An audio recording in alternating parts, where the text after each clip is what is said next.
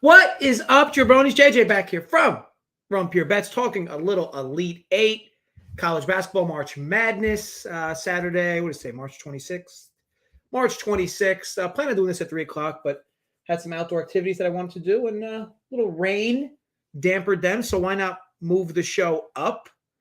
Yeah. So the last two videos, 1-1, basically a perfect split because Houston moneyline plus 110. And UCLA -2, -110. UCLA obviously being the lone loser there. Yeah, I mean UCLA. I mean Houston won wire to wire. That didn't even feel like a sweat. But UCLA was winning wire to wire, and then a little bit of a collapse. 7 minutes left. As the cool kids say, you hate to see it. But look, credit to North Carolina. I think they went on like a 10-2 run with 2 minutes left to seal that game away. Caleb Love, oof. I mean, talk about a clutch few minutes from him. But needless to say, we move on. The ACC, in terms of Duke, North Carolina, showing out here thus far. So kudos to them. But yeah, I guess without further ado, I guess we'll just dive right in here. So Houston, Villanova. So you guys might find this take maybe interesting. Maybe you will, maybe you won't. I don't know. I bet Houston quite a bit this season. And especially in the middle of the season, but even their conference tournament and even down the stretch. I've been saying this all along, like this team with 3-point shooters now is a whole different team. However, this line has no business being 3 here. Yeah, so look, I bet him at 2.5. I'll be honest, Villanova. At 3, obviously like it more. And yeah, that's going to be a best bet for me. So I'll give you some insight into my bracket, right? So I actually had Villanova losing to Tennessee. And then this match being Houston, Tennessee, which I felt Houston was a tremendous matchup for Tennessee. However, Villanova, I did not have matching up with Houston. And if I did, I definitely would have advanced Villanova. To me, this is a matchup thing, right? Like I think everybody kind of now we're at a point now where everybody knows Houston's good. It wasn't like, I would say a few games ago where people were like, wow, should Houston really be favored? Should Houston really be favored against Arizona?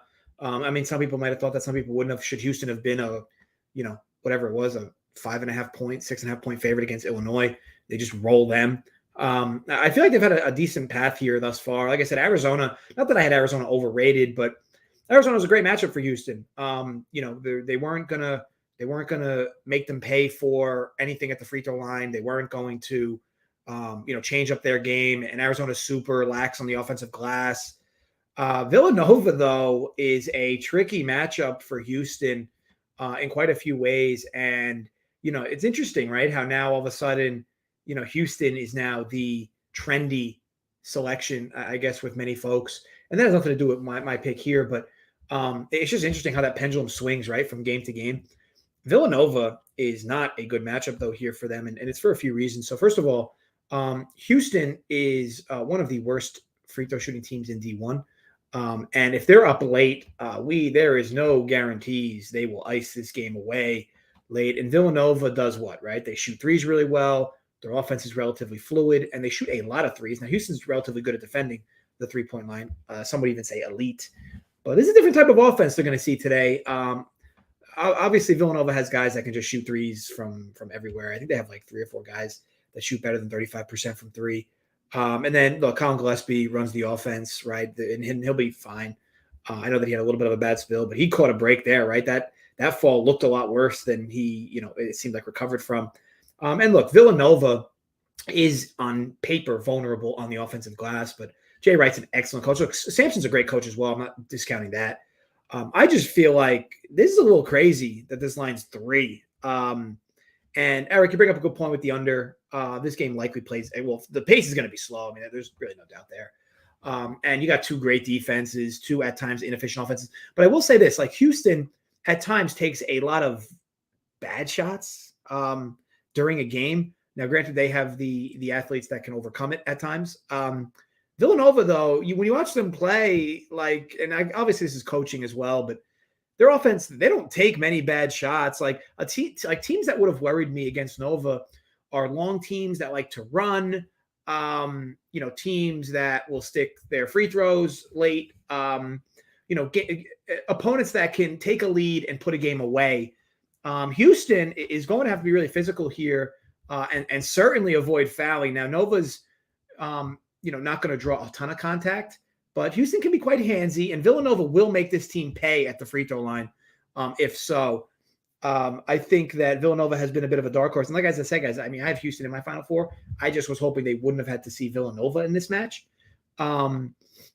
And look, like I said, I think overall, Houston, we know what they're going to want to do, right? They're going to want to swing, get guys underneath, crash the offensive glass. They're not going to turn the ball over. And look, let's be honest, Houston forces a ton of turnovers, but Villanova's got elite guard play. So I'm not as concerned there. Villanova should also be able to do decent work on the offensive glass.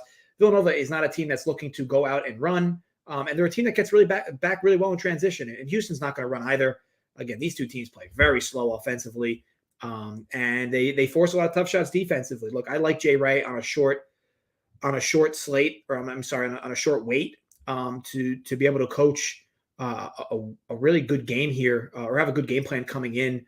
And again, Nova hasn't really been tested. I mean, and look who they've had to play. I mean, granted, Delaware was an underrated seed, who they just smashed. Ohio State, was fully healthy, and it felt like, if you watch the game, it felt like Ohio State couldn't do anything against Nova. And Ohio State's a really good shooting team.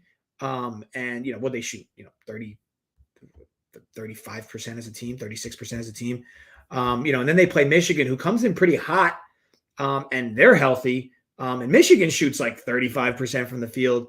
And Michigan has better, what I'll call, shooters than Houston. Look, I just think that Villanova is super efficient, and it's going to be a big ask of Houston. So Houston's going to have to really shoot well in this game, in my opinion. And I'm not even talking like 50%, but they're going to have to shoot over 45%, I think, for this type of quote-unquote cruise control victory. And we know Villanova can certainly hit their shots when you give them the opportunity to. They take a ton of threes, which you hate backing teams that live and die with the three ball. But, it's not like, again, Houston's elite at guarding the three, but they certainly don't see a lot of teams like Villanova that shoot the three.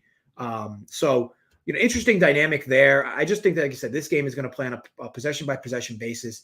To me, this is a practical coin flip, and we're getting three with Nova. Houston has length, but so does Villanova. So Houston's length's going to bother them. I mean, Villanova's got a ton of length themselves. And they're good at each position. Now, granted, and both these teams, it's not like both these teams have deep benches either. So like I said, I just think a bunch of the edges you look at in this game, and Houston allows a decent amount of folks to head to the free throw line. And if I'm Jay Wright and I'm coaching this game, I'm having a lot of these guys from Nova just kind of 1v1 this game. ISO, try to get to the rim, kick out. And let this defense collapse and let them draw contact, because again, you got a team that's historically, I think the best free throw shooting team maybe ever as a team, basically 83% as a team. It's just insane. You want to talk about icing a game, just look up and down this roster. It's just like everybody is 75% or better from the free throw line. And they have a bunch of guys who actually shoot over 80%. It's just insane. So yeah, I think that you're going to get a spot where, granted, if the refs call this really tight, it'll be frustrating that I backed Nova in this spot. I just think Houston's super handsy, and Jay Wright is going to let his guys get work at the free throw line. So I guess we'll see how it plays out. But for me, pure value play. I've been backing Houston for the last few games, and now we're going to turn the tide a bit here. But again, it just shows you, I'm looking for numbers. I'm not sitting here with biases. Again, I have Houston in my Final Four, and Houston could win this game and not cover, which would be a perfect scenario for me. But either way, for me, it is all Nova in this spot, getting points or catching points, and it's 3 now, so that'll be a best bet for me for the video. Best bet Nova +3 -110 versus Houston, and by the way, that's available at DraftKings right now, New Jersey. Yeah, I just think Houston's going to have to shoot really well to overcome, because ultimately Nova's going to get their points, and Nova can manufacture their points at the free throw line. Houston's not as adept or as inept to doing that. So really like the spot there. I also think Houston's getting a little too trendy now. So we'll see. Like I said, I'll tell you this: if Houston wins this game, it is more than likely going to be because as a team, they shoot about 45% and they limit free throw attempts. If they can limit Villanova to less than 20 free throw attempts, it's going to put them in good shape to win this game. I just don't know if they can because, again, if I'm Jay Wright, I'm scheming this to have our guys. This game is going to play like a true rock fight, and Villanova does not take getting to the charity stripe lightly. So looking forward to the game, looking forward to a nice little rock fight. And again, I know, Eric, you mentioned the under. I don't mind it, but do realize that is a really low number for two teams that are very efficient offensively. But again, the good backing you have is that this tempo is going to be very slow. This game is going to play really slow. And it's just going to be a matter of what team runs their sets better, and what team hits their open looks, maybe what team takes less bad shots, quote unquote. So we'll see. But yeah, that was I fired on Nova earlier. And again, I moved to 3, which doesn't surprise. It's been apparently a decent amount of money on Houston. But again, number play for me. Got the game practically a coin flip. I'll happily take the 3, especially this time of year. All right, so we move on to Duke, Arkansas. Arkansas hurt my feelings a bit last game, as did Duke. So these are two teams that I actually bet the opposite sides of in their games. I did not lay the points with Gonzaga, but I did bet their team total over in the first half. That was an interesting game. Gonzaga, point blank open look after point blank open look. It's funny. Like Arkansas holds Gonzaga to 68. If you watch the game, though, man, Gonzaga missed a lot of good looks. So it's like, how do you, how much do you grade that? What do you weigh it? The pace played super frantic. So you kind of feel bad for folks that bet the under in that game because you had two teams that basically both shot under 40%, and the game almost went over. It was like, what was it, 12, 13 points away from going over, which, it might seem like a mountain away, but when you have two efficient teams like that shoot under 40%, it's just kind of crazy. But either way, credit to Arkansas. And look, JD Notae, the dude was taking a tremendous amount of shitty shots. It was almost like you were thinking he bet Gonzaga, right? Because look, he played well. Ultimately, his final stat line was all right. But like his shot selection was woeful. And good part here is Duke's not as good defensively as Gonzaga. So JD's probably not going to get as many or have to put up as many bad shots. But man, that dude is super wiry in the lane. He gets himself in the lane and he is super quick and makes typically good decisions when he drives. It's when he's settling for these 40-foot 3-pointers that would tilt anybody betting Arkansas. Again, he'll make a few of them, but he misses a lot of them. He was a cool 2 for 12 from 3-point range. But again, he was taking a lot of bad shots. As for this game, I guess I'll talk a little on Duke as well, right? Because I had Tech and I had Michigan State the 2 prior games, right? And it's like I said a few days ago. I think it was a few days ago. How can a team be overrated if everybody thinks they're overrated, right? Like a team being overrated means that a lot of people think they're really good and a few think they're overrated, right? And a few can objectively, rationalize why they're quote unquote overrated. Duke, has had back-to-back games where less than 3 minutes left, they were losing, and have not only won both those games, but they covered both those games. They were losing to Michigan State by 1 with 2.5 minutes left and still covered, 8.5. So, well, credit to them and their ability to close out games, but how long can that last? How long can they get outplayed during various stretches of a game and still win? Arkansas here in this spot, it just feels like another team battle tested that Duke's going to have to get through. Arkansas had a tricky matchup with Vermont that they overcame. Mexico State was another tricky matchup that they overcame. What I like about Arkansas is they're proving that they're happy to play slow games and win, and they're happy to play fast games and win. To me, Duke is a poor man's Gonzaga this year, or Gonzaga, as the cool kids say. But even like the Duke game, like the last one they played, right? So they played Texas Tech, and I said coming into that game that I bet Tech, right? But what did I say? I said that Duke studs would have to outshoot the advantages Texas Tech had. And I think, what did Duke shoot 70% in the second half of that game? I think. I could be wrong. I thought I saw the stat. It was like 68% they shot from the field in the second half versus an elite Texas Tech defense. And again, that was the recipe, right? Duke had to outshoot the advantages. Here, they're not going to have to necessarily outshoot advantages because Arkansas doesn't play great defense, and neither does Duke. I know that you look at these teams' advanced numbers, and I guess they look okay defensively, but just watch them play. Like again, I felt like God, I wanted to like erupt every time these 40% 3-point shooters for Gonzaga were missing wide open 3-pointers against Arkansas. So are we going to get a similar thing here? What I will say is Arkansas, once again, is playing another team that does not foul. And Arkansas gets a lot of their points from the charity stripe. Now, they were fortunate enough to backdoor a lot of free throws late in that game against Gonzaga because of the foul situation, the score.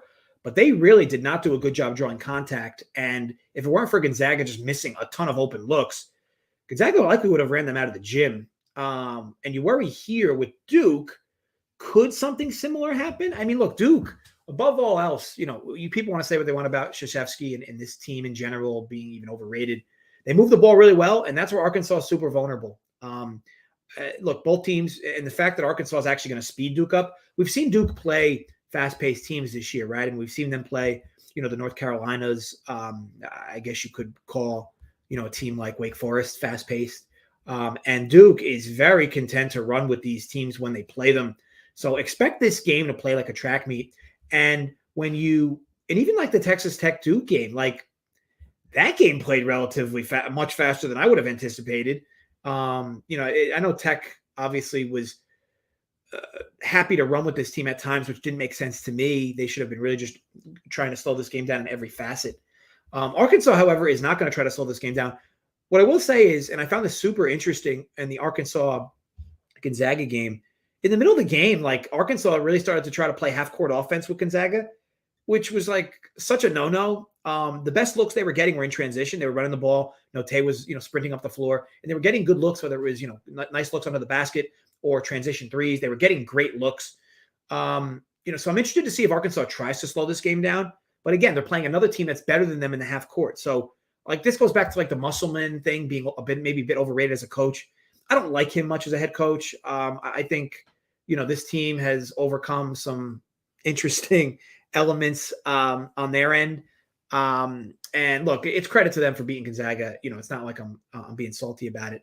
I just, to me, the recipe to beating a team like Gonzaga was running with them because, you keep enough guys back and you get your best looks in transition against a team like Gonzaga. And they're going to be in a similar situation tonight where they'll get their better looks in transition. And I'm interested to see how Musselman handles that end of things. And look, Arkansas is relatively good on the offensive glass. They force a lot of turnovers, but Duke just has elite guard play.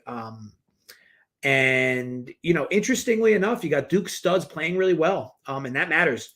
And Arkansas has got a bunch of guys playing really well as well. I mean, these are two teams that belong here. I'm not saying they don't. They both played really well and both been much more efficient than I would have anticipated on the defensive end, which has really helped. Which has really helped propel both offenses. Call it offense by defense, if you will. This game I think can go a few different ways. But I'll be honest. I mean, I lean Duke small, not big by any means. I don't know. I haven't loved what I've seen from either team. I'm not going to bet the spread on this game. So maybe player proper too if I find if I find one that looks juicy after some steam hits them and numbers move favorable. But it's hard to love anything about this game. I don't want to lay 4 with Duke, who's had 2 miraculous back-to-back endings. Maybe you bet Duke first half, but again, they've been getting outplayed in the first halves of games. So just too many arrows going in different directions to love anything on the spread side of things. As far as why I don't like Musselman, I don't think he's a great X's and O's guy. Like I feel like I watch a lot of the games Arkansas plays and they get outcoached. He's a great recruiter. They have good talent on that team. And they spread the floor relatively well. I mean, they're above average team in grabbing assists, but again, they have good passers, so that helps. Note helps lead that charge. But even like a guy like Devontae Davis is pretty good in that regard. Like I said, I know that they ended the year really hot. They lost to a train in Texas A&M in their conference tourney. Who ended up losing in the finals, and maybe even got snubbed right from this dance. But either way, like I said, you watch certain things, and I'll be honest, like for him to have transitioned, Tercero, for him to have transitioned in the middle of that Gonzaga game to slow the game down, and do realize if you watch the game, Arkansas was scoring with Gonzaga early, and then Musselman clearly made some sort of a change because Note started rebounding and slowing the offense down. He did it for about 4.5, 5 straight minutes. And I think they scored 2 points over that 5-minute stretch, 2 total points. And they were just getting bad shot after bad shot up. And again, when Gonzaga has proven, if you watch tape on Gonzaga early in games, this team's defense takes a little bit of time to adjust itself. It just felt like a really foolish coaching maneuver at that point. And again, he gets bailed out. Gonzaga misses a ton of good looks, and it kind of bails him out in that sense. But to me, he's been fortunate in some regards. And I'm not saying Duke can expose him because, again, if Duke's going to get good looks and miss them, I just feel like Duke's elite athletes and how well they've been playing, it's hard to imagine Duke's going to let down with these shots the same way Gonzaga did. But it could happen. It could happen. I don't think anybody's going to be able to guard him one-on-one. I can't imagine that would be the case. But either way. And again, Duke is so talented at every position that, doubles, they're going to kick out and swing. But as far as like this concept, this is wild to me. Like, how many times does Duke have to hang around in games and win late before people are like, you know what, maybe this team belongs here. But we'll see. We'll see. And this is a good point. The Duke, I think the problem with Duke is they haven't been able to collectively put wins together during the regular season at a huge clip, right? Like, it just seemed like every time they gained momentum, where they were going to go on a huge winning streak, they just kind of lapsed. The Virginia game was a lapse. Even the North Carolina game to end the season was like a really head scratching lapse. The loss to Tech was just really strange, but they've looked really good here, especially late in games where they're able to close out games, which is important, right? So yeah, nothing I love in this game. I could see, and by the way, Jesse's girl, 2.5 is fine. I bet it at 2.5. So, yeah, more than fine.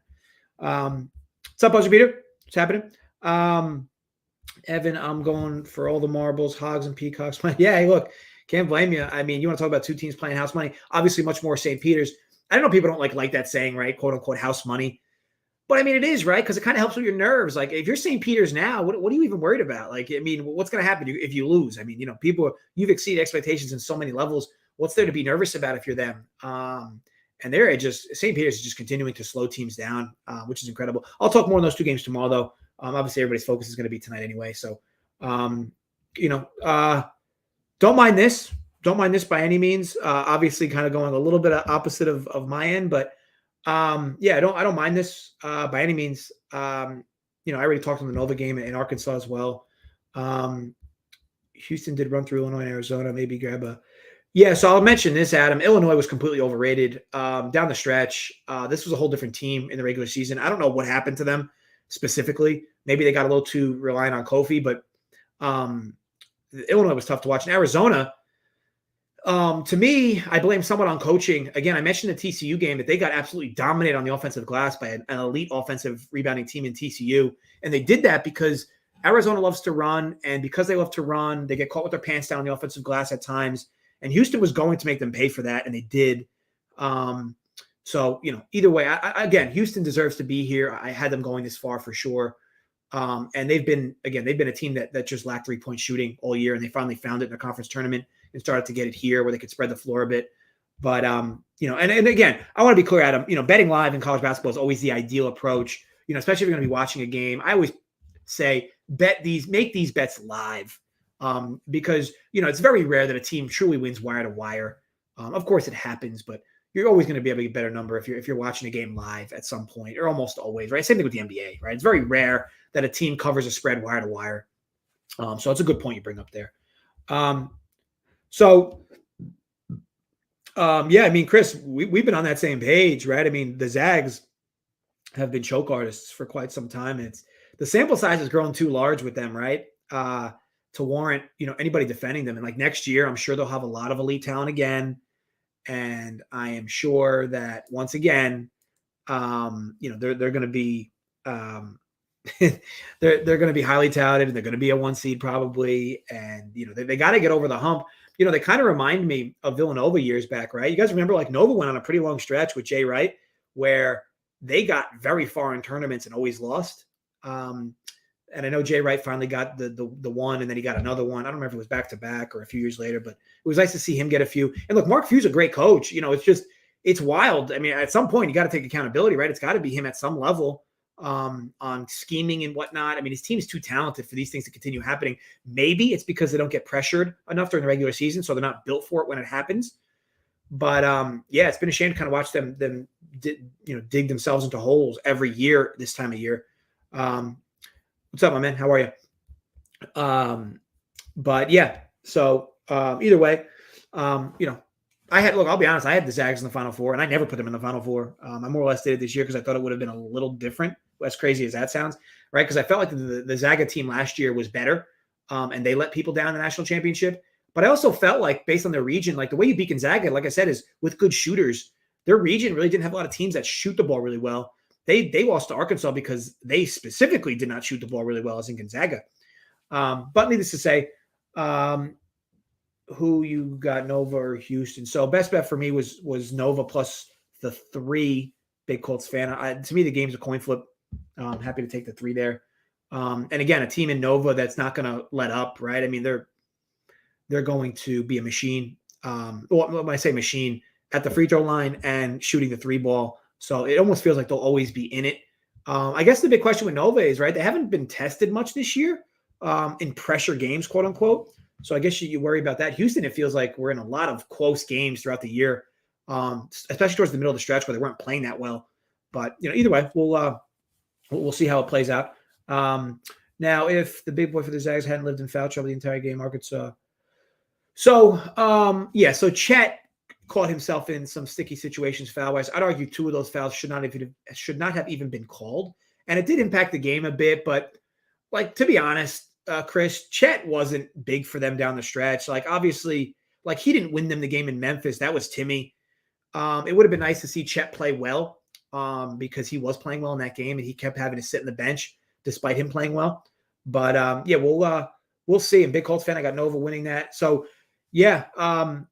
I had Nova getting out before this, but again, a different matchup. I had them losing to Tennessee, which definitely would have changed things. So, but again, I think they match up better than most think against Houston here. But look, time will tell, right? In a 1-game sample, anything could happen. So with that said, as always, folks, gamble responsibly, stay safe. Thanks again for popping in and being active in the live chat. I'll be back tomorrow, figure around 11:15 in the morning because the games are earlier. So around 11:15, I'll talk through the 2 games. I'll give you a best bet again. Take any questions you guys have. We'll go from there. But other than that, yes, gamble responsibly, stay safe. And as always, run pure. I'll catch you guys tomorrow. Bye-bye.